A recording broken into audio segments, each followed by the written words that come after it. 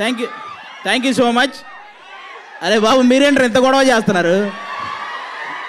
పోనీ మిమ్మల్ని ఏమన్నా అందామంటే వీళ్ళు శివం బజే అన్నారు, మనం ఏమనడానికి లేదు. అన్ని రకాల కుర్రాళ్ళు ఉన్నారు ఇక్కడ. మన బాయ్స్ సినిమాలో తమనన్న లాంటి చిలిపి కుర్రాళ్ళు ఉన్నారు ఇక్కడ. అనిల్ రావిపూడి అన్న క్రియేట్ చేసే కామెడీ కంటే ఎక్కువ క్రియేట్ చేసే వాళ్ళు ఉన్నారు ఇక్కడ.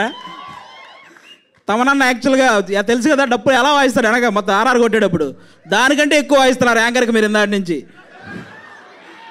అలా వాళ్ళు ఉన్నారు.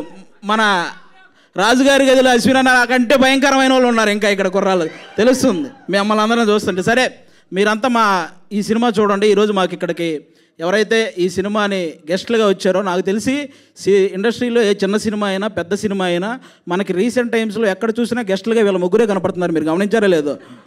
అనిల్ రావిపూడి అన్న, విశ్వక్సేన్ అన్న, తమనన్న వీళ్ళే వస్తుంటారు.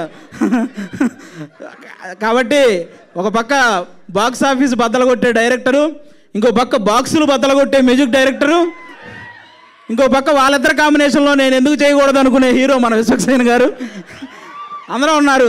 కాబట్టి వాళ్ళ ముగ్గురికి థ్యాంక్ యూ. మా అశ్విన్ అన్న మిమ్మల్ని అందరినీ సీసీఎల్ ద్వారా ఎంతో ఎంటర్టైన్ చేశాడు. అలాగే బేసిక్గా ఇండస్ట్రీలో హీరోల మధ్య కాంపిటీషన్ ఎక్కువ ఉంటుంది, ఒక్కొక్కరు ఒక్కో జోనర్ వెతుక్కుంటూ ఉంటారు.